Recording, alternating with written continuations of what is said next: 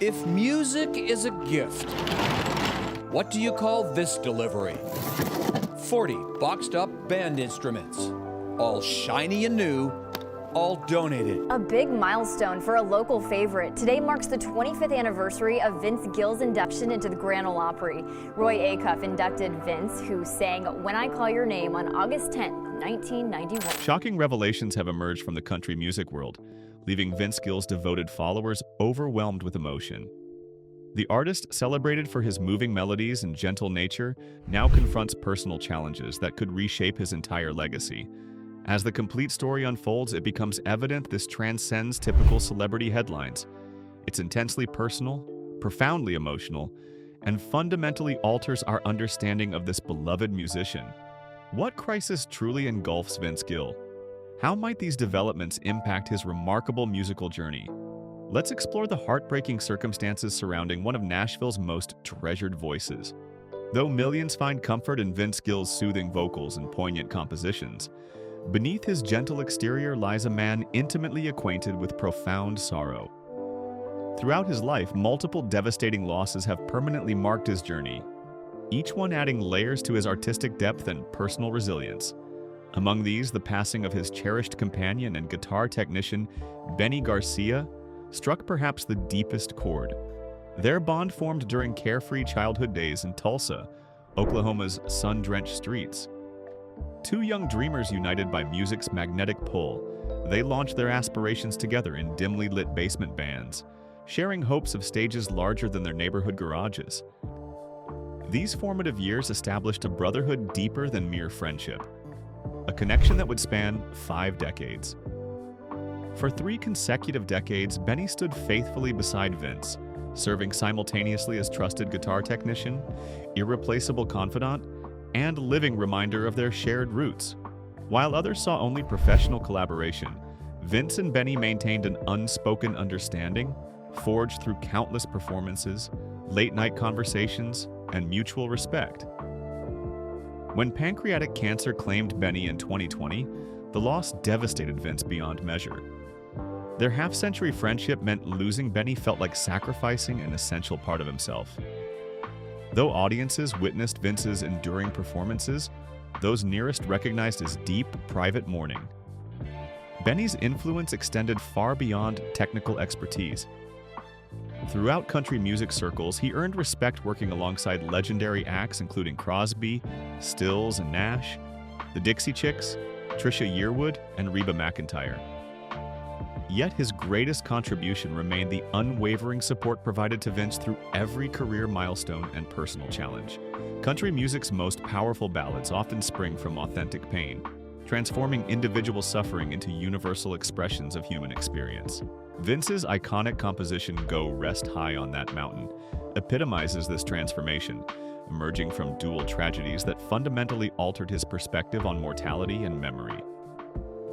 Initially conceived following fellow artist Keith Whitley's untimely death, the song remained frustratingly incomplete, its emotional weight too raw for resolution. Years passed before circumstances forced completion. When Vince's elder brother succumbed to a sudden heart attack, the compounded sorrows unlocked something profound. These overlapping griefs shaped an enduring anthem addressing loss, remembrance, and eventual healing. Nearly 30 years since its creation, this melody continues touching hearts across generations. During a poignant March 2024 benefit concert in Tulsa, which successfully raised substantial funds for music education, Vince performed this piece once more under circumstances eerily reminiscent of its origin. This particular rendition honored recently departed Toby Keith, who had originally planned participation, and Richie Shelton, brother of Blake Shelton, who died tragically young in a 1990 automobile accident. As Vince's voice filled the auditorium, attendees spontaneously joined the chorus, creating profound communion through shared understanding of loss. Vincent Grant Gill entered this world on April 12, 1957, in Norman, Oklahoma's quiet embrace. As the youngest among 3 children, young Vince absorbed music like oxygen from his surroundings. His father Stan balanced distinguished judicial duties with passionate evening sessions on guitar and banjo, while Mother Jerene's harmonica melodies and sweet vocals provided the household soundtrack. family evenings centered around crackling Grand Ole Opry broadcasts or rhythmic rock and roll spinning on well-worn records. At 5, Vince inherited his grandmother's weathered guitar, an instrument that would become extension of self. By 8, he performed confidently on local radio alongside half-brother Bob, their youthful harmonies drawing appreciative listeners. School show and tells transformed into impromptu concerts as classmates marveled at his natural ability to coax emotion from strings and wood. Teenage years brought musical explosion. Self-taught mastery of multiple instruments including dobro, fiddle, mandolin, bass, and anything else producing melodic sound. His insatiable curiosity led to bluegrass discovery through chance encounter with a fellow enthusiast. This revelation prompted formation of his first serious ensemble, Mountain Smoke, marking transition from hobbyist to dedicated musician. High school graduation in 1976 presented unexpected opportunities alongside harsh realities. Mountain Smoke received improbable invitation, opening for hard rock legends Kiss, exposing their traditional bluegrass to decidedly incompatible audience. Met with hostile reactions including thrown objects and aggressive jeering, 18-year-old Vince responded defiantly before departing the stage with dignity intact. Though the group disbanded shortly after, this baptism by fire strengthened resolve rather than diminishing aspirations. Kentucky beckoned next, where respected bluegrass institutions welcomed his talents. Joining prestigious outfits like Bluegrass Alliance and Boone Creek introduced Vince to future stars including Ricky Skaggs, establishing connections that would prove invaluable throughout subsequent decades. This period refined technical skills while expanding musical vocabulary beyond Oklahoma's borders. California's sunshine brought additional evolution when he joined Sundance, a sophisticated fiddle-led ensemble created by renowned musician Byron Berlin. This westward migration positioned Vince for his most significant early breakthrough, joining established band Pure Prairie League as lead vocalist and guitarist in 1978.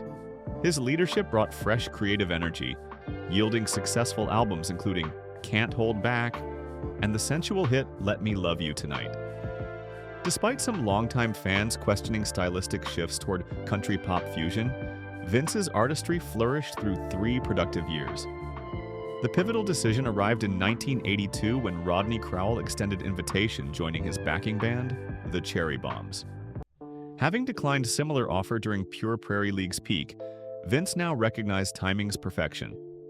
This strategic move introduced him to Nashville's inner circle, providing invaluable experience supporting Rosanne Cash, Crowell's wife, while learning industry intricacies from ground level. By 1983, destiny manifested through friendship with Tony Brown, former bandmate turned influential A&R executive. Recognizing exceptional talent deserving spotlight, Brown championed Vince's signing with RCA Records. Initial solo releases gained modest attention, respected within industry circles yet failing to connect broadly with general audiences. Rather than surrendering to frustration, Vince maintained faith in authentic expression over commercial compromise. Everything changed following move to MCA Nashville, where fate reunited him with Tony Brown. Their renewed partnership discovered missing elements, producing music resonating deeply with listeners' hearts. Vince's breakthrough ballad showcased everything special about his artistry: genuine vulnerability, soulful expression, masterful musicianship, and storytelling that transcended genre boundaries. Fame followed exponentially, yet humility remained constant. Awards accumulated without altering his grounded approach or generous spirit. Vince evolved into the rare artist admired equally for extraordinary talent and exemplary character, mentoring younger musicians while maintaining creative excellence. Vince Gill's reputation extends beyond solo achievements into masterful collaboration across genres and generations. His first major partnership emerged through 1987 invitation from legendary Emmylou Harris, contributing mandolin and harmonies to her acclaimed gospel album Angel Band. This project established a pattern of excellence characterizing subsequent collaborations. Working alongside Alabama, Patti Loveless, Dolly Parton, and Amy Grant demonstrated versatility while maintaining artistic integrity. Whether providing crystalline harmonies, instrumental brilliance, or songwriting expertise, Vince enhanced every project through combination of technical proficiency and emotional depth. His duet with Amy Grant achieved mainstream pop success without sacrificing musical authenticity, while unexpected performances with Kermit the Frog revealed playful willingness exploring beyond conventional boundaries. Critics consistently praise his angelic tenor and virtuosic guitar work. Encyclopedia of Country Music editors labeled him among superstars, highlighting distinctive voice, compelling composition, and instrumental prowess surpassing Nashville's finest. His influence bridges generations, connecting traditional country foundations with contemporary evolution, while mentoring emerging artists, recognizing his unique position within music's continuum. Recent years brought Vince Gill face-to-face with life's most daunting challenge. Since 2020, wife Amy Grant battles cascading health crises including rare cardiac condition requiring emergency intervention, traumatic brain injury from serious accident, and multiple surgeries addressing various complications. This ongoing ordeal began ironically when Vince experienced shortness of breath, prompting medical examination. Testing revealed his essentially healthy condition, contrasted dramatically with Amy's unexpected diagnosis of PAPVR, a rare heart defect demanding immediate surgical correction. The subsequent open heart procedure occurred during pandemic restrictions, preventing Vince's hospital presence during critical hours. He described agonizing separation followed by overwhelming relief upon reunion, witnessing peace on her unconscious face, providing reassurance needed desperately. A devastating 2022 bicycle accident compounded their struggles. Amy's fall resulted in severe concussion, triggering months of uncertainty regarding recovery potential.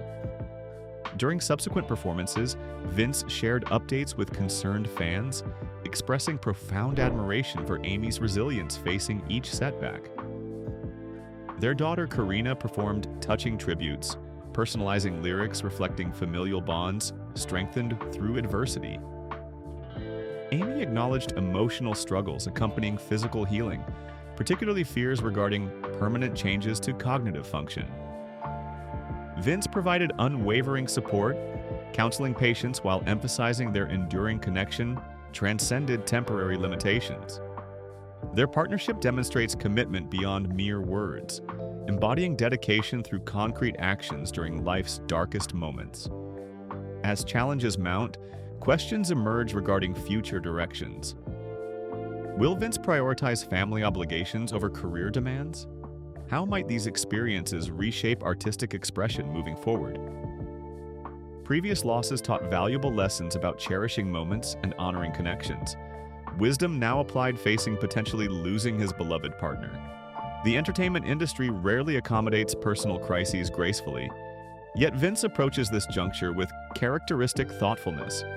Canceling select performances demonstrated willingness, placing family first despite professional consequences. Simultaneously, music provides therapeutic outlet processing grief, while maintaining connection with supportive audience, sharing similar struggles. This chapter ultimately tests everything meaningful to Vince Gill: love, faith, artistic integrity, and definition of success beyond commercial metrics. Whether choosing temporary withdrawal or continuing modified schedule, his decision reflects values consistently demonstrated throughout remarkable career spanning decades. Share perspectives below regarding Vince's situation. Should he step away temporarily, focusing exclusively on family? Can music facilitate healing for both artist and spouse?